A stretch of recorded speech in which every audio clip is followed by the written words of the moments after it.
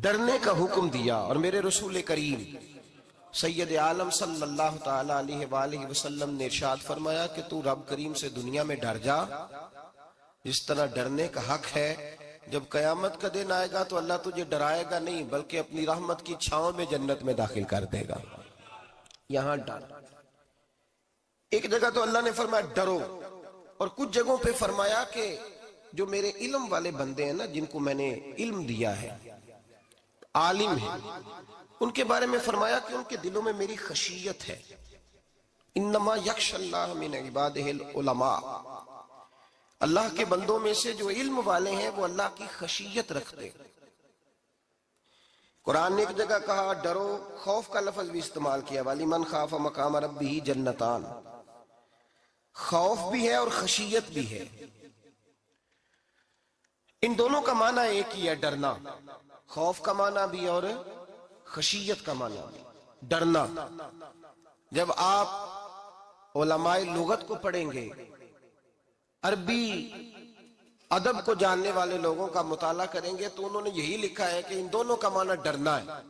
میری طرف دیکھیے، توجہ کریں، کچھ سمجھانے لگا ہوں، اس نقطے کو ضرور سمجھیے گا۔ خشیت کا معنی بھی ڈرنا ہے، خوف کا معنی بھی، لیکن جب صوفیاء کے پاس جائیں نا، صوفیاء جو قرآن و سنت کی روح کی تفسیر کرنے والے ہیں، تو وہ کہتے ہیں نہیں، خشیت اور خوف میں فرق ہے، خوف اور ہوتا ہے، خشیت صوفیاء اس کی تفسیر اور کرتے ہیں۔ وہ کہتے ہیں خوف بھی ہوتا ہے اور خشیت بھی ہوتی ہے، الگ الگ چیزیں ہیں، ایک نہیں۔ بڑی خوبصورت بات ہے، اگر آپ سمجھ گئے تو آپ کو فائدہ دے گی۔ صوفیاء یہ کہتے ہیں کہ بھائی خوف ہوتا ہے اپنے گناہوں کا، کہ میں نے یہ گناہ کیے ہیں، اگر اللہ نے مجھ سے پوچھا تو مجھے بڑا خوف آتا ہے، مار پڑے گی، یہ خوف ہے۔ پھر سمجھ لیں، ایک آدمی نے حرام کا مال کٹھا کیا ہے زندگی میں، معاذ اللہ اس نے بڑے پاپ کیے، گناہ کیے، شراب پی، بدکاری کی، معاذ اللہ تعالیٰ ثم معاذ اللہ۔ اب اسے ڈر لگ رہا ہے کہ اللہ تبارک و تعالیٰ نے پوچھا تو میں کیا جواب دوں گا، یہ خوف ہے۔ اور خشیت یہ ہے کہ ایک آدمی سارا دن نماز پڑھتا ہے، روزہ رکھتا ہے، عبادت کرتا ہے، اللہ کو یاد کرتا ہے، پھر بھی ڈرتا ہے، یہ خشیت ہے، یہ خشیت ہے۔ جو گناہوں سے ڈرے وہ خوف ہے، اور جو رب کی ناراضگی سے ڈرے وہ خشیت ہے۔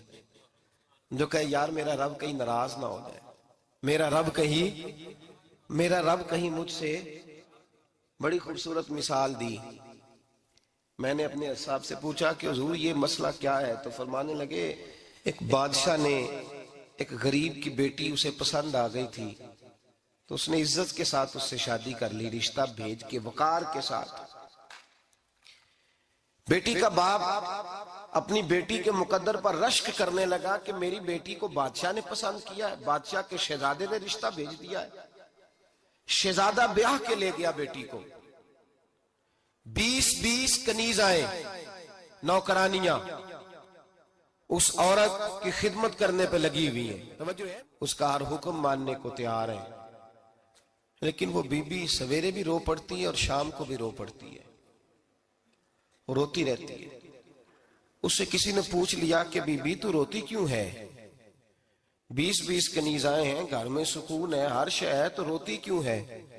تو وہ کہنے لگی اصل بات یہ ہے کہ جو کچھ مجھے ملا ہے میں اس کے قابل نہیں تھی، تو میں ڈرتی ہوں میرا سائیں کہیں ناراض نہ ہو جائے، وہ ناراض نہ ہو جائے، میں قابل نہیں تھی، میری اوقات نہیں تھی۔ یہ من آنم کے من دانم، میں جو ہوں اس کا مجھے پتا تو ہے، اس نے میری حیثیت سے، میری اوقات سے، میرے ظرف سے، میری محنت سے بڑا بڑھ کے مجھے عطا کر دیا، میری چونکہ اوقات سے زیادہ دے دیا تو میں ڈرتی ہوں وہ ناراض نہ ہو جائے، کہیں میری یہ کھیل، یہ جو میں نے گھونسلہ بنایا ہے، یہ کہیں میرا ٹوٹ نہ جائے۔ میرے بھائی، میرے رسول کریم سید عالم صلی اللہ علیہ وسلم کے امت کے اولیاء، صلحاء، صوفیاء، اتقیاء، صحابہ، اہل بیت، یہ لوگ جب روتے تھے تو یہ کوئی اس لیے نہیں روتے تھے کہ یہ آج دوپہر کو چینی میں ملاوٹ کر کے آئے ہیں تو اس لیے رو رہے ہیں رات کو۔ اس لیے نہیں روتے تھے کہ آج انہوں نے جو شکر بیچی ہے اس شکر کے اندر بورا ملایا ہوا تھا. اس لیے نہیں رو رہے کہ آج 10 15 20 لاکھ رشوت کا مال بینک میں جمع کر. اس لیے تھوڑی روتے تھے.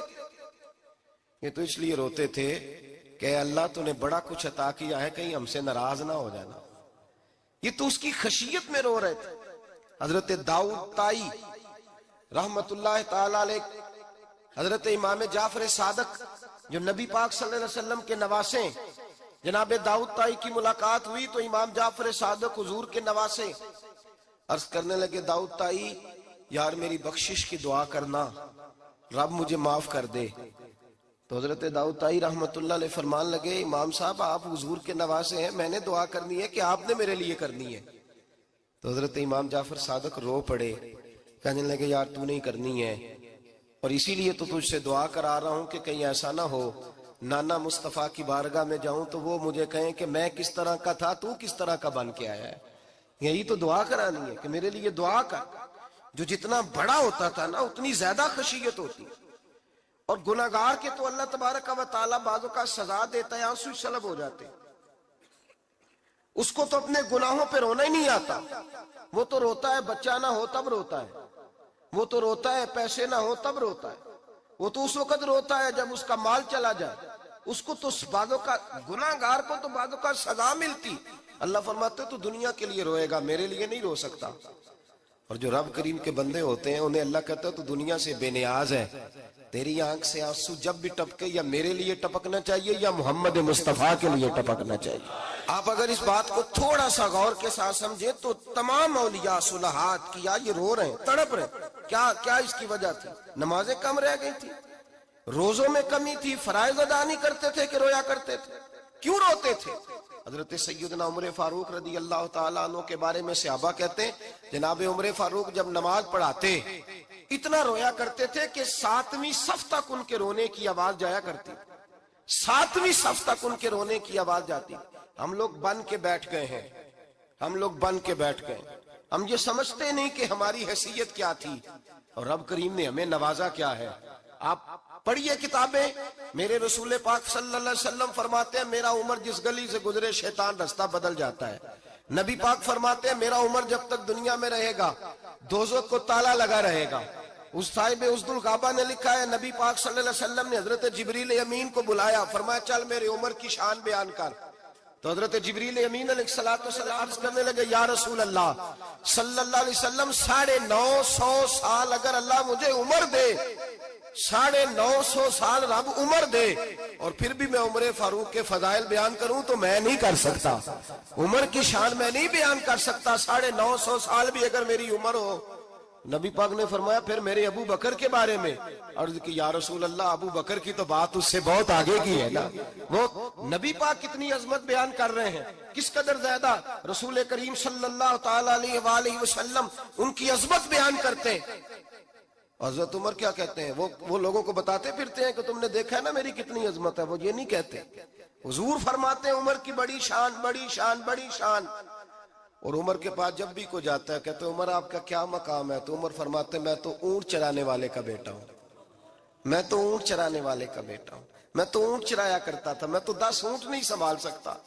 حضرت فاروق اعظم رضی اللہ تعالیٰ عنہ سے کو پوچھتے جناب عمر آپ کا کیا حال ہے؟ تو آپ فرماتے یہ تو میرے مقدر ہے کہ میری بہن نے قرآن سنایا تو میں در رسول تک پہنچ گیا, ورنہ مجھے پوچھنے والا کوئی نہ ہوتا. کبھی جناب علی المرتضیٰ کا بازو پکڑ کے کہتے ہیں علی تو نہ ہوتا تو عمر ہلاک ہو جاتا. بھائی حضور شانیں بیان کرتے ہیں. نبی پاک کہتے ہیں میرے ابو بکر نے احسانات کیے, بڑے احسانات کیے, میں نے سب کا بدلہ چکا دیا, ابو بکر کا نہیں چکایا. اللہ کی بارگاہ میں عرض کروں گا یا اللہ تو ہی اسے بدلے دے. اور جناب ابو بکر صدیق سے کوئی پوچھتا ہے ابو بکر آپ کا کیا حال ہے؟ تو ابو بکر صدیق فرماتے ہیں مجھ سے میرے اندر کا عالم نہ پوچھو, اگر قیامت کے دن اعلان ہوا نا کہ سارے لوگ بخشے گئے ایک باقی بچا ہے تو مجھے ڈر لگتا ہے اکیلا ابو بکر ہی بچ جائے گا جو نہیں بخشا جائے گا. مجھے ڈر آتا ہے. او بھائی بن کے بیٹھ گئے لوگ, لوگوں کو پوچھ کر کے دیکھیں, کہتے ہیں کیا پاپ کیا ہے, کیا ہو گیا ہے؟ خشیت سے کانپتی ہوئی روحیں, تڑپتے ہوئے میرے رسول پاک کے غلام, اولیاء اللہ صوفیاء کرام کے رونگٹے کھڑے ہیں رب کریم کے خوف سے. جو جتنا مالک کو جانتا ہے اتنا کانپ رہا ہے، اتنا ڈر رہا ہے، جس کی آنکھوں سے آنسو خشک ہے، مطلب یہ ہے یہ رب کو جانتا ہی نہیں، اسے کیا خبر اس کا جلال کتنا ہے، اسے کیا خبر اس کا عذاب کتنا ہے، تو کیا جانے، ان بطش ربک لشدید، جب وہ پکڑتا ہے تو بڑا سخت پکڑتا ہے۔ حضرت عثمان غنی کو 3 دفعہ میرے نبی پاک نے فرمایا جنتی ہے، جنتی ہے، العثمان فی الجنہ، العثمان فی الجنہ، العثمان فی الجنہ، 3 دفعہ حضور نے جنت کی بشارت دی۔ میرے مصطفیٰ کریم نے فرمایا میرا عثمان گلی سے گزرے تو فرشتے بھی اس کی حیا کرتے ہیں۔ جناب عثمان غنی جن کو میرے نبی نے 2 بیٹیاں دے کے کہا عثمان میری 100 بیٹی بھی ہوتی، ایک کے بعد دوسری انتقال کرتی جاتی تو میں ساری تیرے نکاح میں دے دیتا، وہی حضرت عثمان غنی قبر پہ کھڑے ہیں حضور کے وصال کے بعد، ایک قبر پہ کھڑے، آنکھوں سے آنسو جاری ہے، داڑھی ساری آنسوؤں سے بھر گئی ہے، روتے ہی جاتے ہیں، روتے ہی جاتے ہیں۔ غلام کہتا عثمان یار رونا ہمیں چاہیے، رونا ہمیں چاہیے، جن کو کوئی بشارت نہیں اور آپ کو تو 3 بشارتیں، روتے کیوں ہو؟ جناب عثمان غنی فرمانے لگے جس مصطفیٰ نے مجھے جنت کی بشارت دی اسی رسول نے فرمایا تھا قبر آخرت کی منزلوں میں سے پہلی منزل ہے، آخرت کی منزلوں میں سے پہلی منزل۔ سوچتا ہوں اگر رب کریم نے عثمان سے حساب پوچھ لیا حساب کیسے دینا ہے؟ میرے مصطفیٰ کریم نے، یہ تو بات ہے نا جناب عمر کی، یہ تو بات ہے حضرت عمر کی، حضرت ابو بکر کی، جناب عثمان غنی کی، اور جس شیر خدا کے بارے میں نبی پاک نے فرمایا علی منی وانا من علی، فرمایا علی اور میں 2 نہیں، میں علی ہوں اور علی میں ہے، جن کو فرمایا من کنت مولا ہوں وہذا علی مولا، جس کا میں مولا اس کا علی بھی، اس کا علی بھی، جس مولا علی شیر خدا کو یہ درجہ دیا۔ ولی المرتضی اٹھے ہیں، نماز کا وضو کیا ہے، مصلی کی جانب جانے لگے تو جناب علی کا وجود تھر تھر کانپنے لگا، تھر تھر، چھم چھم آنسو برسنے لگے۔ حضرت سیدنا امام حسن آگے بڑھے، ابا جی کیا ہوا؟ فرمایا حسن ڈر رہا ہوں، مالک کی بارگاہ میں جا رہا ہوں، کہیں رب علی کو دھتکار ہی نہ دے، کہیں مالک علی سے حساب ہی نہ پوچھ لے، کہیں اللہ تبارک و تعالیٰ ناراضگی کی نظر سے نہ دیکھ لے۔ او بھائی ہم لوگ اتنے دلیر، اتنے تگڑے، اتنے سیاہ، اتنے عقل مند، اتنے گناہوں کے پیچھے پہاڑ ہیں، لیکن مجال ہے کوئی ایک قطرہ وہ آنسو جو ہم نے سنبھال کے رکھے ہیں دنیا داری پہ بہانے کے لیے۔ کبھی اپنا حساب کر، کبھی سوچ، روز شکوہ کرتا ہے، کہتا ہے میرے پاس پیسے نہیں، گاڑی نہیں، کار نہیں، کوٹھی نہیں، سرمایہ نہیں۔ کبھی سوچ جو کچھ ہے اگر رب کریم میرے اور آپ کے اعمال دیکھے تو ہماری حیثیت ہے کہ وہ سارا کچھ ہمیں دیا جاتا، ہماری اوقات تھی کہ وہ ہمیں دیا جاتا جو اس نے دیا ہے۔ ٹٹول کے دیکھیں، عمر گزر گئی شکوے کرتے، ذرا پلٹ کے دیکھیں، اگر ہمارے گناہ اور ہماری نیکیاں اکٹھی کی جائیں تو ہم جزا والے نہیں سزا والے نکلتے ہیں معاذ اللہ۔ محمود غزنوی بڑا پیار کرتے تھے ایاز کے ساتھ، بڑا پیار کرتے تھے، نوازا کرتے تھے، روز کوئی نہ کوئی تحفہ ملتا تھا ایاز کو۔ کچھ حسد کرنے والوں نے کہا محمود تو اسے تحفے دیتا ہے اور یہ جنگل میں اسلحہ اکٹھا کر رہا ہے، یہ تیرے خلاف علیحدہ سے فوج تیار کر رہا ہے، کچھ وقت آئے گا یہ تجھے چھوڑ کے علیحدہ سے بادشاہی کا دعویٰ کر دے گا۔ محمود غزنوی کہنے لگے یہ کس طرح کی بات؟ کہا تمہیں پتہ ہے کہ ایاز عصر سے لے کر عشاء تک کہاں رہتا ہے؟ محمود کہنے لگے یار واقعی میں نے کبھی پوچھا تو نہیں، شک کا بیج بو دیا، شک کا بیج بو دیا۔ محمود غزنوی کہنے لگے اچھا آج میں پیچھا کروں گا، تفتیش کروں گا، تحقیق کروں گا کہاں جاتا ہے، تحقیق کروں گا۔ محمود غزنوی نکلے پیچھا کرنے، عصر کے بعد ایاز نے جنگل کا رخ کیا، محمود بھی پیچھے پیچھے ہو لیے۔ کہتے ہیں جنگل کے بیچ جا کے ایک جھونپڑی آئی، اس جھونپڑی کے اندر ایاز گئے، دروازہ کھولا اندر چلے گئے۔ مجھے بڑا غصہ تھا کہ ہر بات مجھے بتاتا ہے، یہ کیوں نہیں بتائی؟ جب ایاز اندر گئے تو میں نے زور زور سے دروازہ کھٹکھٹایا غصے کے ساتھ۔ ایاز نے دروازہ کھولا، باہر آئے، میں نے کہا پیچھے ہٹ۔ ایاز پیچھے ہٹے تو میں اندر چلا گیا۔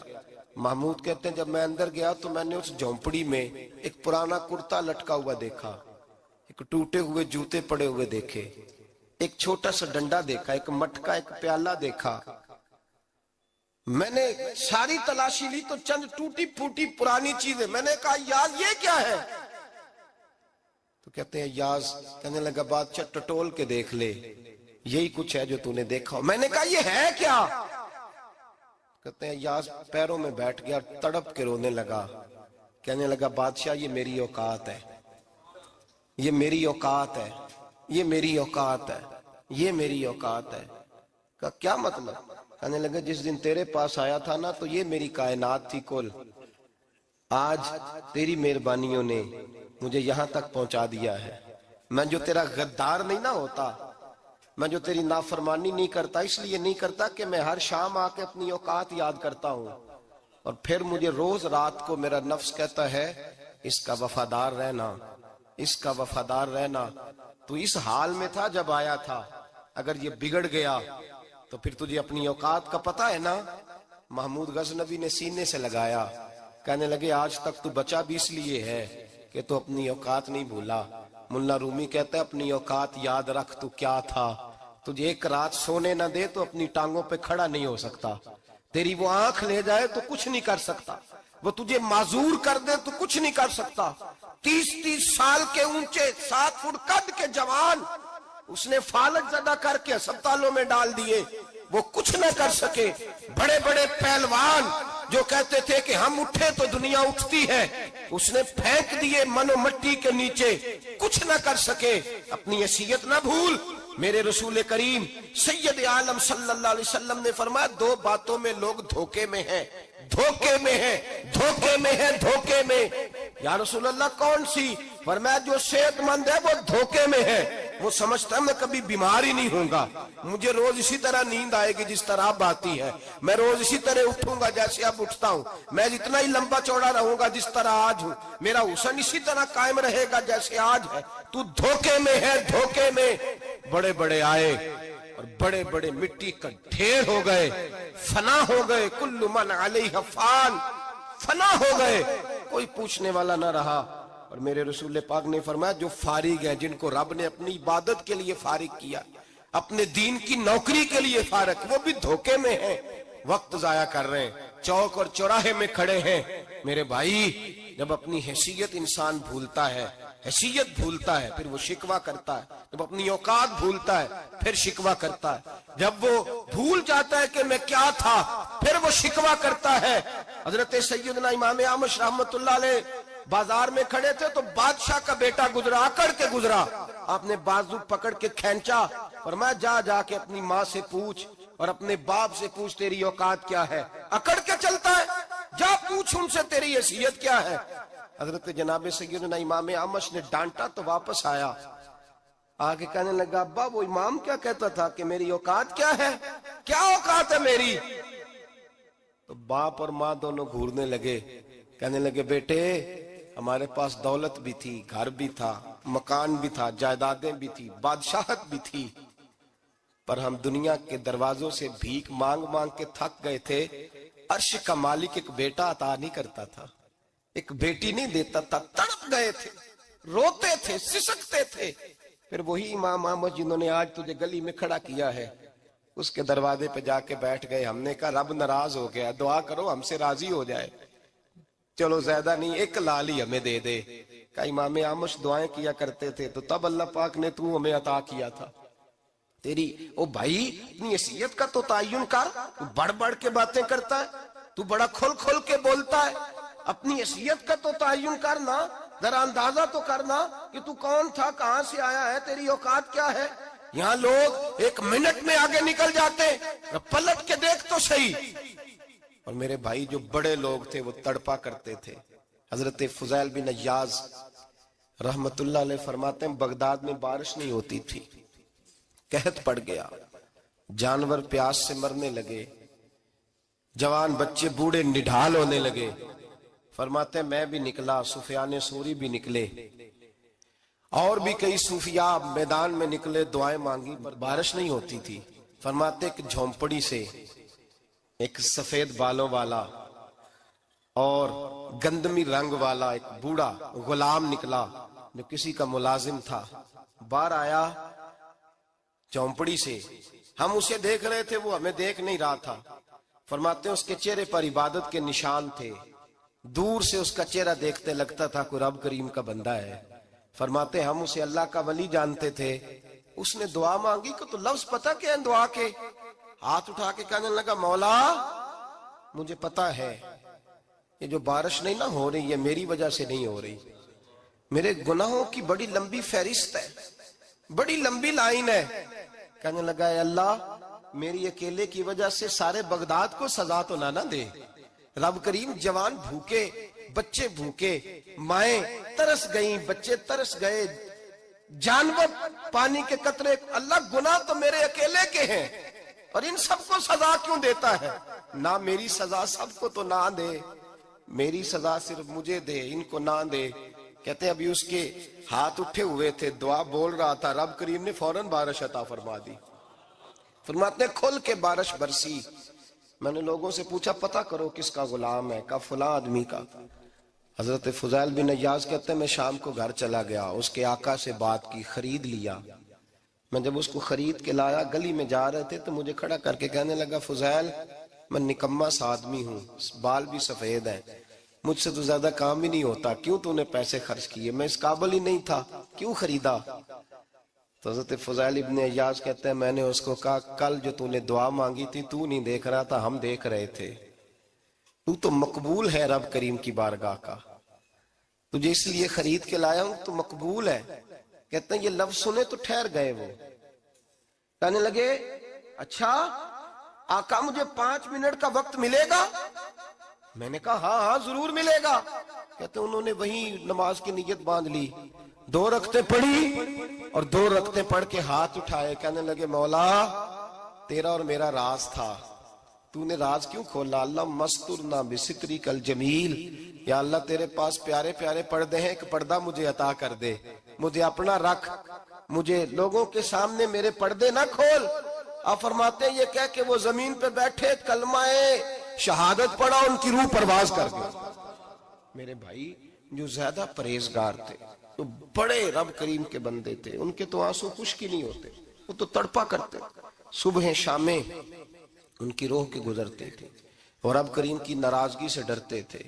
وہ کہتے تھے مالک کہیں ناراض نہ ہو جائے، کہیں بگڑ نہ جائے۔ میرے رسول کریم صلی اللہ علیہ وسلم کے صحابی کہتے ہیں ایک جنگ سے خوشخبری آئی تو جو خوشخبری لانے والے تھے وہ حضرت عمر فاروق رضی اللہ تعالیٰ عنہ کے پاس پہنچے خوشخبری دینے۔ حضرت عمر رضی اللہ تعالیٰ عنہ کھڑے تھے، صحابی نے آ کے کہا عمر مبارک ہو۔ جناب عمر کچھ لوگوں سے گفتگو کر رہے تھے، بات چیت جاری تھی، کہا مبارک ہو فتح ہو گئی۔ حضرت عمر کہنے لگے ٹھہر تو جا، اس سے تو بات کر لینے دے جس سے کر رہا ہوں۔ جب کہنا ٹھہر تو جا، وہ جو پیچھے کھڑے تھے وہ شرمندہ ہو گئے۔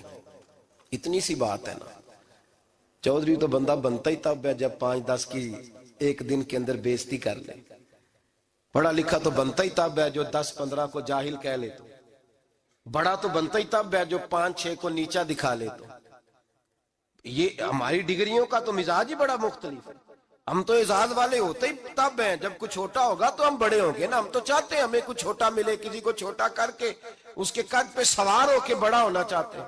اتنی سی بات تھی کہ ٹھہر جانا یار پہلے اس کی تو سن لینے دے۔ وہ شرمندہ ہو گئے صاحب۔ جب وہ شرمندہ ہوئے تو سیدنا فاروق اعظم دوڑے گئے۔ صحابہ کہتے ہیں گارا تھا، کیچڑ تھا، اس گارے میں سر رکھا، سجدہ کرنے لگے، اٹھے، کہنے لگے مولا اپنے عمر سے ناراض نہ ہو جانا، یہ کل تک اونٹ چرایا کرتا تھا، آج تیری مخلوق کو شرمندہ کرنے لگ گیا ہے، یہ اپنی حیثیت ہی بھول گیا، اسے خبر ہی نہیں کہ یہ کیا تھا، یہ آج تیری مخلوق کو شرمندہ کرتا ہے۔ اللہ اپنے عمر سے ناراض نہ ہو جانا۔ وہ شخص کہتے ہیں پیچھے آ کے کھڑا رو رہا ہوں۔ میں نے کہا عمر کیا کر رہے ہو؟ فرمایا نہیں یار میں نے تجھے شرمندہ کیا ہے، یہ میں بھول گیا تھا کہ میں کیا ہوں۔ بھائی اپنی حیثیت کا تعین کریں، آؤ آج اپنی حیثیت کا تعین کریں، دیکھیں ہم کہاں تھے، کہاں بیٹھے، پلٹ کے دیکھیں کیا تھے ہم، کیا ہے، راتیں کہاں گزرتی ہیں، صبح کہاں بیتتی ہیں۔ ایک لمحے کے لیے پلٹ کر اپنے ظلم، زیادتیاں، جھوٹ، غیبتیں، بے حیائیاں، اپنی زندگی کے امور کا اگر ہم یک نظر جائزہ لیں، پیچھے پلٹ کے دیکھیں تو حضرت جناب سیدنا غوث اعظم جیلانی رضی اللہ تعالیٰ عنہ فرمایا کرتے تھے اگر لوگ اپنے گناہ یاد کریں تو وہ پریشان ہو جائیں کہ ہمیں پانی کا قطرہ کیوں مل رہا ہے. وہ اگر اپنی غلطیاں یاد کریں تو انہیں احساس ہو کہ ان کا سانس کیسے چل رہا ہے. بھائی اگلی بات سنو گے تو اور حیران ہو جاؤ گے. حضرت غوث اعظم رضی اللہ تعالیٰ عنہ فرمایا کرتے کہ اب خیال آتا ہے، اب سوچ آتی ہے کہ رب کریم نے کتنی ڈھیل دی ہوئی ہے. ہم ہیں کہ سمجھتے ہیں یہ میری عقل مندی کا کمال ہے کہ مجھے سارا کچھ نافرمانی کے باوجود بھی مل رہا ہے. بھائی خشیت الہی پیدا کریں. جتنا بندہ بڑا ہوتا تھا اس کے دل میں خوف بھی اللہ کا وہ جانتا تھا. حضرت امام اعظم ابو حنیفہ بیٹھے تھے تو ایک بی بی فتویٰ پوچھنے آئی. بی بی روز خاوند سے مطالبہ تو کرتی ہے، فلاں چیز چاہیے فلاں چیز چاہیے. اللہ کرے وہ یہ مطالبہ کرنے لگ جائے کوئی شے نہیں چاہیے، جو چاہیے حلال کا چاہیے. آمین تو کہہ دیں. اللہ کرے بی بی یہ مطالبہ کرنے لگ جائے سوکھی روکھی چاہیے پر چاہیے مجھے جائز دینا، بے شک ایک وقت دینا. اللہ کرے یہ مطالبہ ہونے لگ جائے. شب برات کی بڑی مقدس رات، اللہ کرے اس رات یہ مطالبہ ہونے لگ جائے. ایک بی بی آئی خاتون، چرخہ کاٹتی ہے، سوت بناتی ہے. حضرت امام صاحب سے مسئلہ پوچھنے آئی. کیا مسئلہ پوچھا اس نے؟ کہنے لگی حضرت جی میں نا رات کو اپنی چھت پہ بیٹھ کے چرخہ کاٹتی ہوں، سوت بناتی ہوں. 14ویں رات کا چاند جب چڑھا ہوتا ہے تو اس کی روشنی میں میں چرخہ کاٹتی ہوں. کئی دفعہ نا بادشاہ کا لشکر میری گلی سے گزرتا ہے، بڑے بڑے لالٹین انہوں نے پکڑے ہوتے ہیں، بڑے بڑے روشن دان، بڑی بڑی ان کے اندر روشنی ہوتی ہے. تو حضرت جی کئی دفعہ نا وہ جب گزرتے ہیں تو ان کی روشنی میں بھی میں کچھ سوت بنا لیتی ہوں. مسئلہ یہ پوچھنا تھا کہ اس روشنی میں جو سوت بناتی ہوں اس کی کمائی میرے لیے جائز ہے کہ ناجائز ہے؟ اس کی روشنی میں حضرت امام اعظم نے اللہ اکبر کا اور چھم چھم آنسو گرنے لگے. حضرت امام صاحب نے اپنا گریبان پکڑا اور کھینچا، قمیض پھٹ گئی. کہنے لگے بی بی مسئلہ چھوڑ، تو پہلے بتا تو ہے کون، کہاں سے آئی ہے، کون ہے، بتا. تو کہنے لگی میں حضرت بشر آفی کی ہمشیرہ ہوں. میں حضرت بشر آفی، وہ جو درویش ننگے پیر نہیں پھرتا رہتا بغداد کی گلیوں میں، میں اس عظیم بھائی کی بہن ہوں، بشر آفی کی ہمشیرہ ہوں. تو حضرت امام اعظم فرمانے لگے کوئی اور بی بی آتی تو اس کے لیے جائز تھا، کیونکہ وہ جان بوجھ کے تو کسی کی روشنی نہیں استعمال کرتی، خود آتی ہے. کوئی اور آتی تو جائز تھا، تیرا مقام بڑا ہے، تیرے لیے جائز نہیں. لیے جائز نہیں تو اپنی حیثیت کا تعین کر، یہ تیرے لیے درست نہیں. بھائی بڑا تو تب ہوگا جب تیری احتیاط بڑی ہو جائے گی، بڑا تب ہوگا جب تیرا تقوی بڑا ہو جائے گا، بڑا تو تب ہوگا جب تو حلال حرام کے معاملے میں باریک باریک چیز کا خیال رکھے گا. اور اگر تو کہ خیر ہے دیکھی جائے گی، ساری دنیا کر رہی ہے، ساری زمانہ کر رہا ہے، فلاں بھی کر رہا ہے، وہ خدا کے بندے یہ کس طرح کا معاملہ ہے، یہ کس طرح کی جمہوریت ہے؟ اپنے آپ کو سمجھائیں اور میرے عزیز خشیت والی زندگی پیدا کریں، تقوی والی زندگی پیدا کریں. ہم لوگ ایسا وقت گزار رہے ہیں، اور یہ یاد رکھنا ہمیشہ انسان دنیا میں آتے ہیں، اس شہر کے بہت سارے لوگ ہو گزرے، علماء، مشائخ، صوفیاء، تاجر، زمیندار. آپ کسی بھی شعبے میں ٹٹولیں گے تو آپ کو کئی نام ملیں گے. اس شہر محبت کے ڈھیروں لوگ ہو گزرے، اور یہ کہانی ہر شہر کی ہے. آج میں اور آپ یہاں بستے ہیں، کچھ وقت کے بعد ہم داستان ہوں گے. امام شافعی رحمت اللہ علیہ فرماتے ہیں میں ایک شہر سے گزر رہا تھا تو میرے پیر کو ٹھوکر لگی، میں نے زمین کھودی تو ایک کھوپڑی نکلی. کھوپڑی نکلی تو اس کے اوپر تاج بھی تھا. فرماتے میں نے شہر کے لوگوں سے پوچھا یہ کیا ہے؟ تو کہنے لگے یہ بادشاہوں کا قبرستان ہے، اس میں غریب دفن تو نہیں ہو سکتا تھا، دفن تو بادشاہوں کا خاندان ہے. لیکن افسوس کی بات یہ ہے کہ یہاں مٹی ڈالنے کوئی نہیں آتا، اب یہ سیدھی سڑک بن گیا. بھائی کبھی پلٹ کے دیکھ، ہزاروں لوگ آئے، اس روڈ سے کروڑوں لوگ گزرے اور منزل کو چلے گئے، لوگوں نے یاد نہیں رکھا. آپ اپنے حصے کا عمل کرنے آئے، ٹھیکیدار نہیں ہے کوئی اپنی اولاد کا، بال بچے کا، بہن بھائی کا. حق ضرور ہے، ان کے لیے محنت ضرور کرے گا، لیکن اس کو یہ اجازت نہیں ہے کہ وہ کہے کہ میں اب بڑا ذمہ دار ہوں تو میں نے 20 کروڑ بینک بھر کے جانا ہے۔ حضرت عمر بن عبدالعزیز رحمت اللہ تعالی علیہ کے انتقال کا وقت آیا تو اپنے بیٹوں کو بلایا، فرمانے لگے بیٹو تمہارا باپ بزدل تھا، تمہارے لیے کچھ کر نہیں سکا۔ کہا ابا جی کیا ہوا؟ فرمانے لگے بیٹے میں بزدل تھا، جہنم سے ڈر گیا، تمہارے لیے کوئی بینک بیلنس اکٹھا نہیں کر سکا۔ میں تھوڑا دلیر ہوتا، دوزخ سے نہ ڈرتا تو تجوریاں بھر کے جاتا۔ پرانے بادشاہ محل چھوڑ کے گئے ہیں پر میرے پاس کچھ نہیں ہے، بادشاہ ہونے کے باوجود میں فقیر ہوں، خالی آ جا رہا ہوں، بزدل جو تھا۔ آپ نے جب یہ لفظ کہے تو بچے رونے لگے، کہنے لگے ابا جی ہمیں تو فخر ہے، ہمیں تو فخر ہے، جس گلی سے بھی ہم گزرتے ہیں کپڑے ہمارے سادے ہوتے ہیں پر لوگ دکانیں چھوڑ کے ملتے ہیں، کہتے ہیں نیک باپ کی اولاد جا رہی ہے، یہ بڑے مرتبے والے باپ کی اولاد جا رہی ہے۔ بھائی یاد رکھیں، خشیت الہی پیدا کریں، نہ اپنی ذات کے ساتھ ظلم کریں۔ اگر آپ کوئی بھی غلط کام کرتے ہیں تو اس کا جواب آپ نے دینا ہے۔ اگر آپ نے 1 کروڑ روپیہ ناجائز کمایا ہے تو وہ اللہ آپ سے نہیں، آپ کے بچے سے نہیں پوچھے گا، بیوی سے نہیں پوچھے گا، بہن بھائی سے نہیں، وہ آپ نے جواب دینا ہے۔ آپ نے اپنے اعمال پر غور کریں۔ آج شب برات ہے، میرے نبی کریم صلی اللہ علیہ وسلم نے فرمایا کہ میری امت کی اتنی بخشش ہوگی، مدینے میں سب سے زیادہ بنو کلب کا قبیلہ بکریاں پالتا ہے، ان کی بکریوں کے بالوں سے بھی زیادہ اللہ میری امت کی بخشش فرمائے گا۔ اس کو توبہ کی رات کہا جاتا ہے۔ توبہ کا مطلب یہ ہوتا ہے کہ اللہ میں آج کے بعد گناہ نہیں کروں گا۔ توبہ کا مطلب ہوتا ہے کہ میں آج کے بعد یہ غلطی،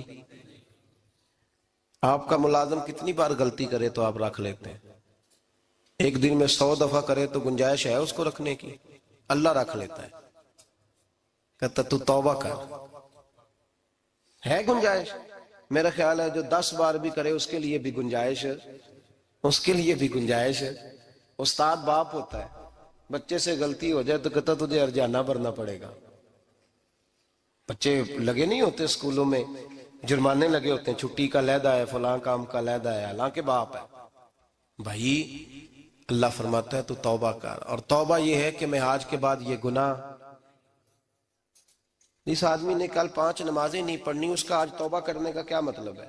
توبہ کا کیا مطلب ہے کہ میں آئندہ گناہ، تو جو سویرے 5 نمازیں نہیں پڑھنا چاہتا، کہتا ہے کل زور نہیں میں نے پڑھنی، چلو فجر تک جاگنا ہے، فجر پڑھ لوں گا، تو اس نے توبہ کی ہے؟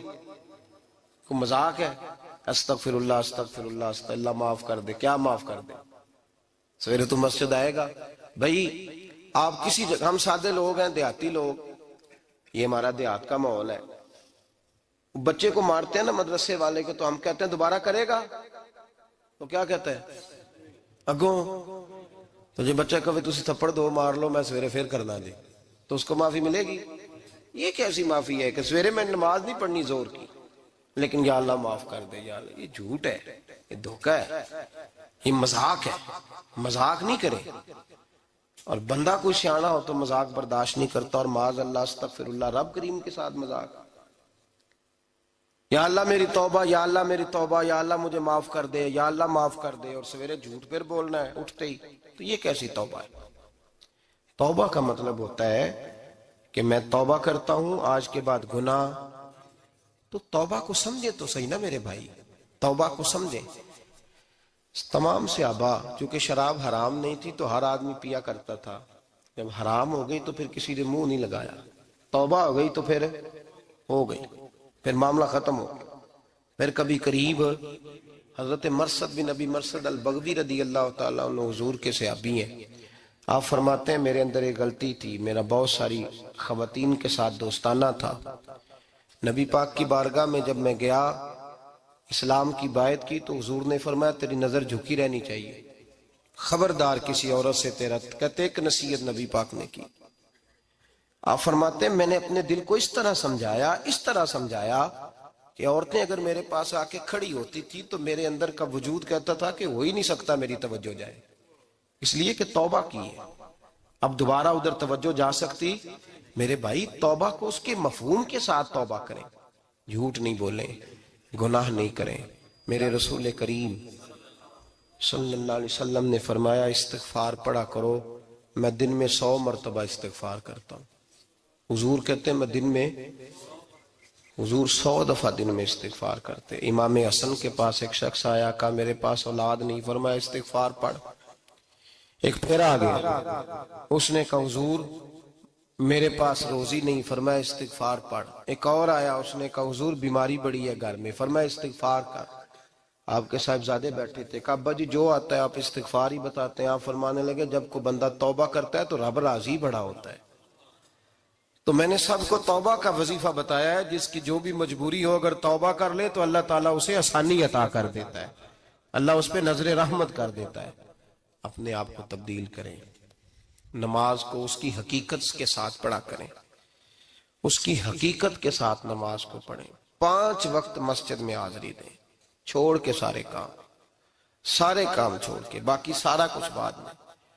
آپ کا رشتہ لوگوں کے ساتھ زندگی کا ہے, موت کا نہیں ہے. آپ خود دیکھ لیں, جن کے بزرگ چلے گئے وہ ڈیلی جاتے ہیں قبرستان, کل بیٹھتا ہے 2 گھنٹے جا کے. والد صاحب ہیں, دادا جی ہیں, نانا جی ہیں, دیکھا کبھی کسی کو صبح گیا ہو شام آیا ہو؟ یہی حال ہمارا ہوگا, بالکل کوئی نہیں جائے. اور پھر جب کوئی انتقال کر جاتا ہے نا تو کوئی یہ نہیں کہتا کہ ابا جی کو غسل دے لو, کہتے ہیں میت کو غسل دو.